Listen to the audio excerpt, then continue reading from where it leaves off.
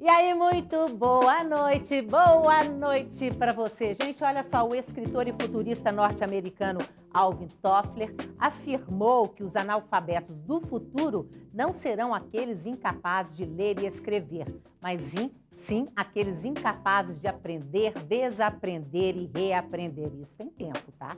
Recentemente, a escritora Marta Medeiros escreveu Desaprender para Aprender.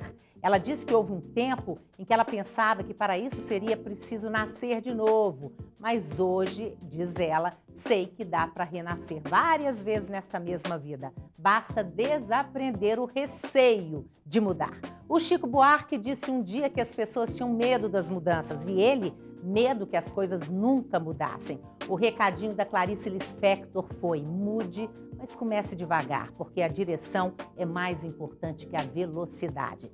E o nosso convidado de hoje, entre outras coisas, diz que constantemente somos obrigados a desaprender velhos hábitos e aprender novos. E já que mudar é inevitável, diz ele, a habilidade para liderar mudanças pode ser decisiva tanto na vida pessoal quanto profissional. E escreveu um livro inteiramente dedicado a estimular o desenvolvimento de capacidades para que as mudanças aconteçam por escolha própria e não apenas por imposição, obrigação.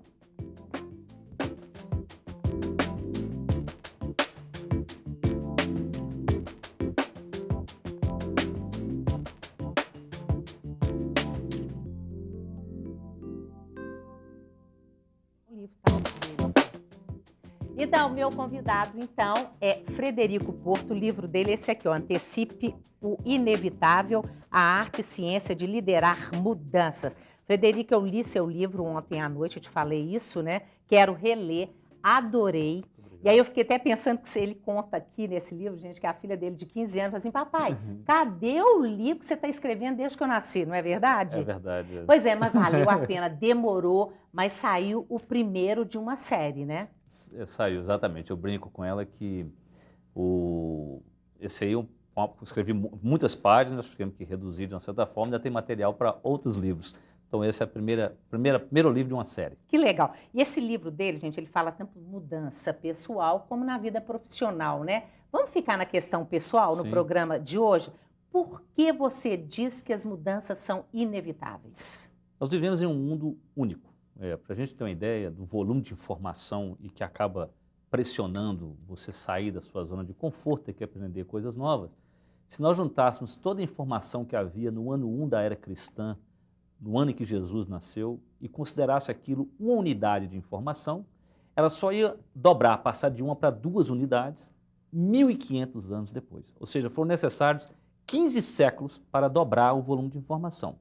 Hoje dobra a cada aproximadamente 12 meses, um ano. A cada ano, nós temos um volume de informação duplicado. Ou seja, nós estamos na era da informação, era da informação. Agora, o que isso significa para nós na prática? Primeiro que, é claro, informação não é conhecimento, Não é verdade. Mas esse volume pressiona qualquer um, em qualquer área, a estar continuamente mudando. Então, isso acaba nos deixando afogados, vamos dizer assim. Você fica, às vezes, estressado de ter que lidar com tantas mudanças. Exatamente. Então, o que eu proponho é quais são as características que nós precisamos de exercitar, ou competências, para poder lidar melhor com um mundo tão mutável quanto esse que nós vivemos. Agora, o que mudar? Acho que é a primeira coisa, Porque a gente sempre tem algo para mudar, para melhorar na vida, Sim. Quer dizer, como tomar consciência, é isso que eu preciso de mudar.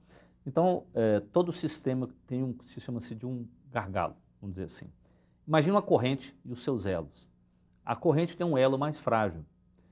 Não adianta você fortalecer todos os elos da corrente se não fortalecer aquele que for o mais frágil.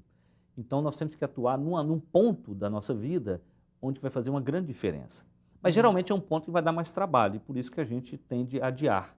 Mas se não investir naquele elo, ela vai romper sempre no mesmo lugar. E como é que a gente faz? Aí eu estou pensando que a primeira coisa que a gente faz é, sei lá, pegar um papel, ou nem precisa de pegar papel, mas saber, poxa vida, o que eu tenho de ponto forte na minha vida, como as empresas fazem, E o que eu tenho de ponto fraco? Você está dizendo que os pontos fracos são os que a gente tem maior dificuldade. Exatamente. Não é fácil mudar, gente? O que eu digo é o seguinte, nós sempre seremos conhecidos pelos nossos pontos fortes, A gente sempre deve lapidar os nossos pontos fortes. Mas é claro que você pode ter um ponto fraco que é como se fosse uma pitada de tempero numa comida, que vai torná-la ou muito saborosa ou estragá-la. Então, esse ponto fraco talvez seja esse tempero. Então, o ideal é a pessoa fazer uma reflexão, ela pegar várias áreas da vida dela, dividir, por exemplo, os papéis que ela tem. Ela é pai, mãe, é marido, mulher, é profissional, se ele é um profissional, ele é um gerente, também é um colaborador, ele é um par de outro, ele é subordinado, todos os papéis, e entender como ele se enxerga nesses vários papéis da vida. A vida financeira dele, a vida dele do ponto de vista da saúde, a saúde física, emocional, mental, espiritual. Amorosa, exatamente. Ele tem que fazer um diagnóstico. E a partir desse diagnóstico, ele entender qual que é o gargalo desse momento na vida dele. E a gente dá conta de fazer um diagnóstico? Até um certo ponto, sim, é claro. Né? Eu costumo dizer o seguinte, é igual um processo, você pode, um espelho. Você pode se vestir sem olhar no espelho, não é isso? Sim. Mas tem um momento que você tem que olhar no espelho. Eu costumo dizer que o espelho é o outro. Então, muitas vezes você precisa de um outro para te ajudar. Seja um terapeuta, um coach, alguém que te auxilie nesse processo de reflexão. Mas não há dúvida que até um certo ponto a gente consegue fazer, né? Ou seja, isso não é um motivo para a pessoa não fazer. Nós podemos ter gente nos ouvindo falando assim, mas eu não tenho condição de pagar um coach, um terapeuta. Não, por isso que tem bons livros. Você tem como aprender isso. Com as suas limitações, mas claro, com a metodologia, um livro bem escrito, bem organizado, ele te auxilia nessa reflexão. Uma das coisas que você coloca aqui é o impacto da resiliência. Sim. O que é isso? Então, resiliência é um termo roubado da física, que é a capacidade que o material tem, ou de manter a sua forma, um aço, por exemplo, ou de, ao ser submetido a uma força, voltar à forma original, igual um bambu, por exemplo. Tá certo? Você pega ele, depois ele volta. Então, essa característica existe em pessoas, são pessoas capazes de se submeter a um alto nível de mudança, sem sofrer, sem ter uma alteração da sua psique. Ou seja, eles não saem, depois desse processo, eles não se destroem, eles crescem. Existem pessoas assim, se você pegar qualquer tragédia, e eu me lembro, mais ou menos 1 ano e meio atrás, ou 2 anos, aquela tragédia que houve na Serra do Rio de Janeiro, sim, lá em Petrópolis. Não é isso? Então, entrevistaram várias pessoas, haviam pessoas que você via que realmente ficaram completamente traumatizadas, com razão. Mas outras, por incrível que pareça, aquela tragédia, elas estavam mais fortes depois daquilo. Então, a pergunta é, o que essas pessoas têm que faltam em outras, que se nós pudéssemos ensinar, nós teríamos uma sociedade mais resiliente. Nós podemos aprender a ser resilientes? Sim, podemos. Como tudo na vida, é aquela história, você não sabe jogar futebol. Mas se você treinar um pouquinho todo dia, você pode não se tornar um Ronaldo fenômeno depois de 6 meses. Mas você vai estar jogando futebol melhor. Então, são 5 características. Sim. Primeira é olhar para a vida de uma maneira realista. É você olhar um copo d'água e ver que ele pode estar tanto cheio quanto vazio, meio cheio ou meio vazio, mas você vê que ele está meio cheio e meio vazio. É porque tem gente que fala assim do copo d'água, assim, nossa, eu só tenho metade do copo. Isso, é o pessimista. Tem gente que fala assim, opa, eu ainda tenho metade do copo. Isso. É psicologia positiva, não é? Exatamente, é uma visão, você pode ter uma visão mais pessimista ou mais otimista da realidade. Ideal é ter otimista. Sim, um como é que a gente realista. Aprende isso? Otimista e realista. Não. Agora, como é que a gente aprende isso? Quer dizer, existe esse aprendizado, existe, né? Por exemplo, a psicologia positiva propõe, né, a ideia que você exercite a gratidão na sua vida. A gratidão é um sentimento que gera esperança para com o futuro e você consegue olhar para o seu passado e ver aquilo que tem de bom. Desta forma, ser grato é uma forma de exercitar uma visão mais otimista da vida. Então, o indivíduo resiliente, ele olha para a existência dele e ele consegue ver o que ele tem de bom, o que ele precisa de melhorar, ele consegue ser grato para com a vida e ver os pontos positivos, porque isso o motiva a andar. Se a gente não tem uma visão otimista, você não está motivado a gerar nenhuma mudança. E eu fico pensando que é fazer isso com a gente, com o outro também, né? Valorizar o que o outro tem de bom. Exatamente. Porque às vezes a gente tem mania de olhar, só apontar defeito. Todos temos defeitos e todos temos qualidade. Vamos valorizar um pouquinho mais a qualidade, acho que é bom, né? Exatamente. Nós somos muito mais atraídos pelo negativo do que pelo positivo. E a gente muda isso, só querer. Sim, com passos curtos. Vamos dizer que esse é o nosso lado mais animal, né? Olhar o negativo, o que é ruim, que isso talvez nos ajudou a sobreviver lá nas savanas africanas durante o nosso processo de evolução natural. Mas agora não, você precisa da outra parte, e aí requer uma intervenção consciente. É isso, olhar o lado bom das coisas, o lado bom das pessoas. O segundo ponto é a capacidade de focar. O que é focar, hein? Pois é. na verdade. Porque parece uma coisa fácil, não é só aquilo de eu prestar atenção, pensar só naquilo, né? Não, Vai além, né? exatamente. Nós sermos capazes, diante de qualquer problema ou da realidade, focarmos naquilo que nós temos controle. Exemplo prático. Exemplo, então o indivíduo fala assim para mim, eu estou, minha saúde não está boa, eu estou acima do peso. Ele pode focar, ele tem que focar naquilo que ele controla, não é isso? Ele controla o que ele controla, o que ele come, pode controlar o que ele compra do supermercado, o que ele põe na geladeira. Ele tem controle sobre isso.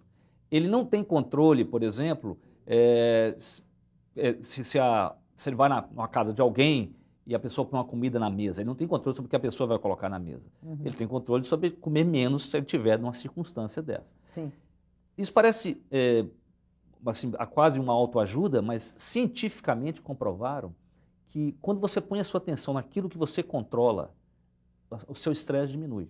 Foi feito um estudo, pegaram 2 grupos de pessoas em salas separadas e deram problemas para eles resolverem, e na sala tinha um som muito alto de um bate-estaca, proposital para atrapalhar a concentração.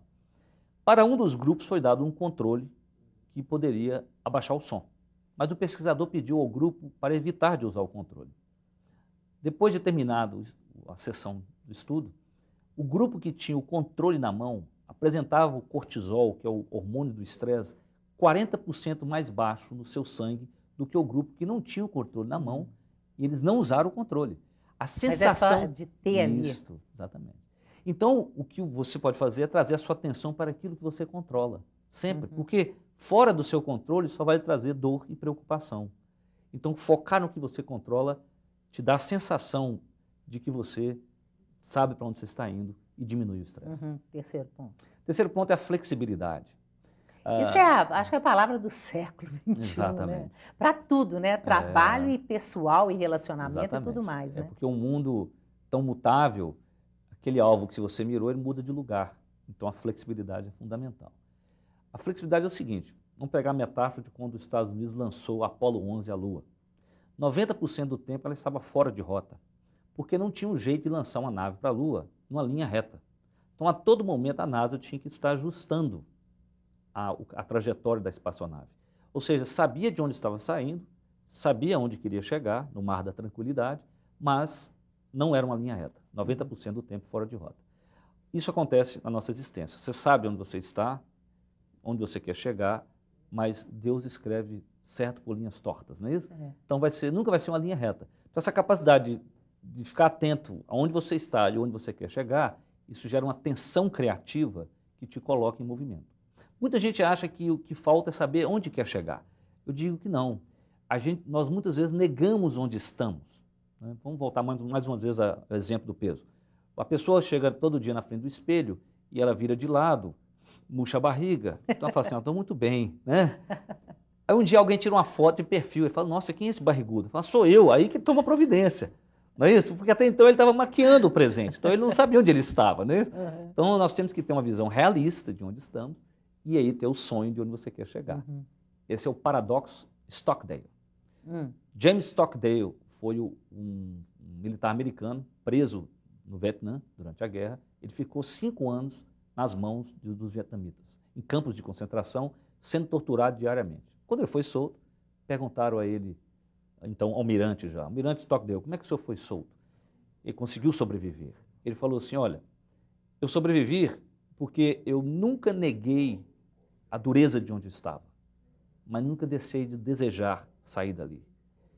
Diferente de outros, por exemplo, que eram muito otimistas e falavam assim, na Páscoa eu estou em casa. Vou sair no Natal, estou em casa. Eles não tinham controle sobre isso, quem determinava era o vietnamita, não é isso? Então eles ficavam frustrados, porque no Natal eles não estavam em casa, na Páscoa eles não estavam em casa, eles iam ficando mais fragilizados, mais fracos e acabavam morrendo devido àqueles sofrimentos tão intensos.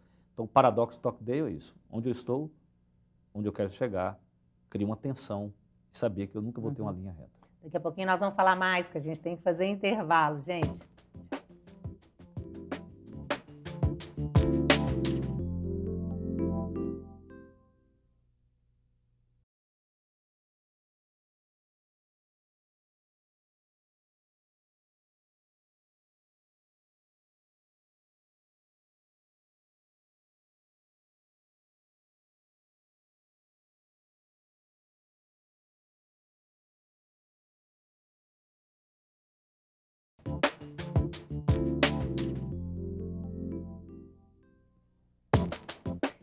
Então, gente, Brasil das Gerais, segundo bloco. Hoje, no programa de hoje, nós estamos falando das mudanças necessárias que nós precisamos, às vezes, fazer na nossa vida pessoal, na nossa vida profissional. Eu estou aqui com Frederico Porto, o livro que ele lançou tem pouco tempo, Antecipe o Inevitável. E olha só, Frederico, quais são, porque a gente está vendo aqui o desenho, né? É o surf, né? Quais são os sinais, hein, que surgem para a gente saber, opa, preciso mudar, preciso antecipar, né? Como quando a gente abriu o programa, porque às vezes você é obrigado a mudar na marra, isso é muito mais sofrido, né? Isso. Quer dizer, a gente tem que prestar atenção, olhar como é que está tudo. Agora, existem os sinais, né? Sim. Então, tudo na vida tem um ciclo, não é isso? Ou seja, você lança um produto, uma carreira, você tem uma ascensão, você chega a um ápice e aí você tem uma queda. Tudo tem esse ciclo. Os sinais de que você está chegando ao ápice por exemplo, a pessoa fala assim, engraçado, eu faço o mesmo esforço que eu fazia antes e eu não tenho os mesmos resultados. Ou nós temos paradoxos, um exemplo, a pessoa, vamos como sociedade, a gente fala assim, não, o carro é a melhor maneira de nos transportarmos, tá certo? Mas aí começa a chegar um ponto que mais carro, mais lento a gente fica, não é? Um paradoxo. Então você fala assim, não, então, o carro já não é mais a solução, está chegando no ápice daquela onda, daquela solução. Então, um dos sinais é isso, ou seja, não tem mais os mesmos resultados que eu tinha antes, me deparo com esses paradoxos, se eu fizer mais, aparentemente eu começo a ter menos resultados, eu não me sinto tão motivado igual me sentia antes, não está tão feliz com aquilo que você está fazendo, né? Quando esse incômodo começa a surgir, são sinais de que você deve mudar. E aí a gente precisa ser proativo. Proativo, exatamente. Porque não adianta também preciso e não toma atitude, exatamente, né? Essa proatividade. Então a proatividade é quando eu escolho mudar antes de ser obrigado, antes de haver a perda. Por que ela é difícil? Porque no início eu tenho um ganho menor. Pessoas têm perdido muito tempo por conta de abrir e-mail, não é? Muito bom. Porque a tecnologia, ela criou o quê? Ela criou uma urgência sem importância. Né? Tudo é urgente. Você tem que atender o celular, você tem que responder o e-mail, mas a maioria daqueles e-mails e ligações não tem nenhuma importância. Né? Você pegar a sua caixa de e-mail, de 10 que você recebe, 9 são spams, uma tem importância. Então, como que você filtra isso? Esse é o desafio. Então, a tecnologia ela aumentou a urgência e, com isso, você tem menos tempo para cuidar do que é importante. E, por último, você tem atividades que não são nem urgentes e nem importantes. Então, o indivíduo tem que fazer essa reflexão sempre. O que é importante, o que alavanca a vida dele, o que ele valoriza, não é isso? É importante estar com filhos, né, com a família. Então, essa metáfora de que cada área da vida seria uma bola que a gente faria um malabarismo. Né? Algumas bolas não são de borracha, são de vidro. Então, essas você tem que ter mais cuidado com elas ao fazer o malabarismo. Então, o que é realmente importante? E focar a sua atenção nisso. Agora, a questão, por exemplo, como a gente está falando, né, da questão que as mudanças são inevitáveis, aí tem uma coisa que é importante, não é urgente, que você diz, é se preparar, aprender outras coisas na vida. Exatamente. Então, a capacidade de aprender mais rápido num mundo tão mutável se torna talvez a competência mais essencial que todos nós devemos desenvolver. E o aprendizado, né, ele passa por níveis. Nós temos 4 níveis. O primeiro nível é quando você é inconscientemente incompetente. Você não sabe que não sabe. Um índio que nunca tenha visto um carro não sabe que não sabe dirigir. Né?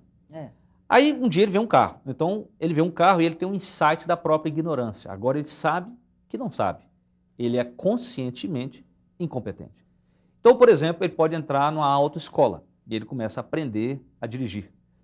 Mas ele está aprendendo, ele sabe, por exemplo, que ele não é capaz de fazer meia embreagem. Então ele sabe o quanto ele sabe.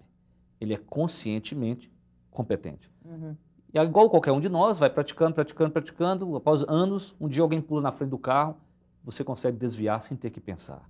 Você entrou no 4º nível, que chama-se inconscientemente competente. É quando eu não sei o quanto que eu sei. Tudo vai passar por esses 4 níveis.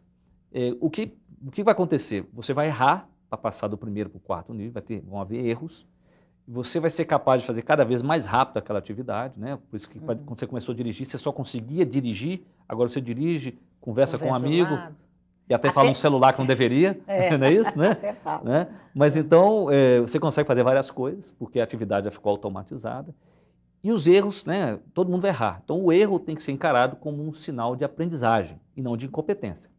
Com certeza. Não é isso? A grande questão é que nós devemos aprender com os erros dos outros, não só com os nossos. Mas é muito difícil. Que aí a gente não perderia tanto tempo, né? Exatamente. Mas as pessoas, elas não gostam de nos falar dos erros, né? As pessoas só falam do sucesso. Então você tem que ter alguém que, né, que consiga te falar, não, eu errei, isso requer uma leveza para com a vida, uma sabedoria. Então eu brinco que o ideal seria aprender com os erros dos outros, mas geralmente as pessoas não querem falar dos erros. Né? A gente tem que prestar atenção, né? E a questão do comprometimento, a questão do achar que... Porque tem aquela coisa que as pessoas ainda têm muito... Eu acho isso tão triste, porque eu acho que é uma coisa ruim que a gente faz com a gente mesmo, que é falar assim, eu não mereço. E acaba, você se boicota, vai boicotando as coisas na vida e o tempo está passando, né? O que você tem a dizer sobre isso? Isso, na verdade, nós temos aquele filtro que eu falei do positivo, do ser realista, né? A primeira característica, ela tem a ver com as crenças que nós carregamos. Né? Nós temos 3 tipos de crenças que nos limitam na vida. De possibilidade, de capacidade e de merecimento. De possibilidade de achar assim, será que é possível? Não é possível. A questão da capacidade, eu não sou capaz. E do merecimento, eu não mereço. Quer dizer, como é que a gente faz para ficar? Isso é muito comum. Muito comum. A possibilidade, eu digo o seguinte, você tem que olhar a história e ver que muitas coisas que não eram possíveis se tornaram possíveis. Né? O exemplo é a corrida da milha em menos de 4 minutos. Até 1954 era considerado impossível para um ser humano correr uma milha, 1.600 metros, em menos de 4 minutos. Em julho de 54, um estudante de medicina inglês chamado Roger Bannister correu em 3,59. Um ano depois, 16 pessoas correram. E hoje, mais de 900 pessoas já correram a milha em menos de 4 minutos. E o recorde é 3 minutos e 42 segundos. É a questão do capaz. O capaz é o seguinte, você tem que lembrar que muitas coisas na sua vida você não era capaz de fazer e você conseguiu aprender.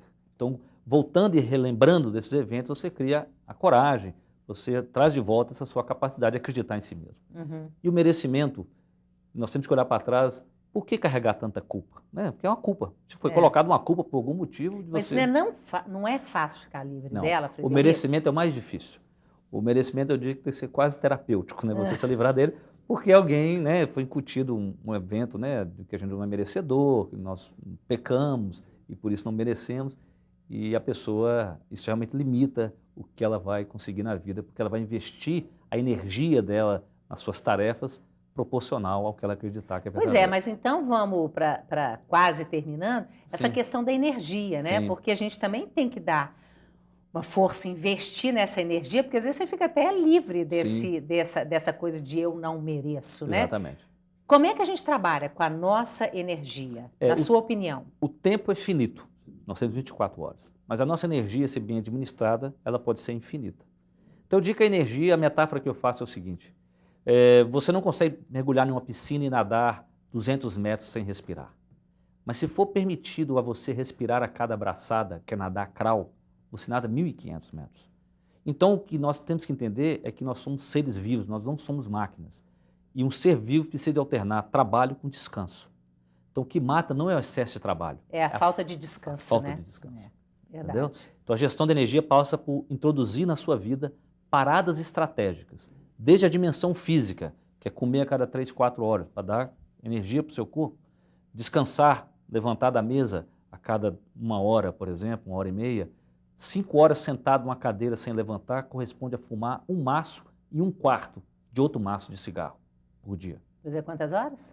Você ficar sentado 5 horas numa cadeira, sem se levantar, corresponde a fumar mais de 1 maço por dia. Que interessante isso que você está falando, que ficar sentado faz mal mesmo. Eu vi, foi esse ano, no princípio do ano, acho que março, teve um encontro, um congresso no Rio de Janeiro, e as palestras todas foram feitas com essa mesinha alta, todo mundo em pé. Isso. Ninguém sentava para assistir as palestras, justamente para não ficar ali 1 hora, 2 horas, eram palestras uma atrás da outra, né? Por conta disso. Olha que incrível isso que você está falando. E o paradoxo, o camarada então corre 1 hora por dia e fica sentado 6. É como se não tivesse corrido nada. Mas como é que faz então, por exemplo, que as pessoas hoje trabalham sentadas no computador? Ele tem que levantar a cada 1h30, por exemplo, e dar uma caminhada, andar pelo escritório, ir lá buscar uma água, tá certo? Eu sempre digo o seguinte, tome muita água que você vai ter que ir no banheiro, você vai ser obrigado a levantar. Essa é ótima estratégia. Que mais que você tem a dizer para as pessoas? Então, gerenciar. Então, esse é o nível físico, né, que seria a quantidade de energia do nosso sistema, que tem a ver com descanso, alimentação, atividade física. O nível emocional, que tem a ver com a qualidade da energia. Eu tenho emoções que me tiram energia, tem emoções que me dão crédito de energia. Sim. E eu ficar atento a isso. Nós não controlamos o surgimento das emoções, muitas vezes, mas podemos controlar a duração delas. Como? Assim, por exemplo, se alguém faz uma raiva danada, né, gente? Isso é Isso. tão comum, né? Aí o comum é você sentir aquela coisa pesada dentro, né? Exatamente. Como é que a gente pode fazer para isso diminuir, ter um tempo mais rápido? Olha que coisa interessantíssima, Roberta. A ciência hoje, ela se encontra com as tradições. Ou seja, o que as tradições orientais pregavam da presença, você está aqui agora e nem no passado nem no futuro, hoje se usa em técnicas para poder aumentar a resiliência, um tipo de meditação chamada mindfulness, que é a meditação da mente alerta. Então eu estou aqui, por quê? Vamos supor, eu tive um atrito com alguém, eu fiquei com raiva. Eu tenho que reconhecer primeiro que eu estou com raiva e eu ficar atento ao meu padrão respiratório. Não tem como eu respirar de uma maneira tranquila e ficar com raiva, ou respirar com raiva e ficar tranquilo. Uhum. A respiração é a ponte entre a parte do nosso cérebro que a gente não controla e a parte que a gente controla. É aquela coisa da velha história, todo mundo fala assim, nossa, respira fundo. E, na verdade, solte o ar prolongadamente. Nessa hora. Por isso que o professor de yoga manda você limpar o ar que está no pulmão, soltar o ar velho. Porque o soltar do ar faz você se acalmar. Opa, legal. Obrigada, Frederico. O livro dele aqui, gente, Antecipe o Inevitável, a Arte e Ciência de Liderar Mudança. Eu adorei, eu li, ele está todo rabiscado. Depois eu quero ler de novo. Minha questão é organização. Muito bom. Gente, até amanhã. Obrigada, tá? Por tudo. Tchau, tchau.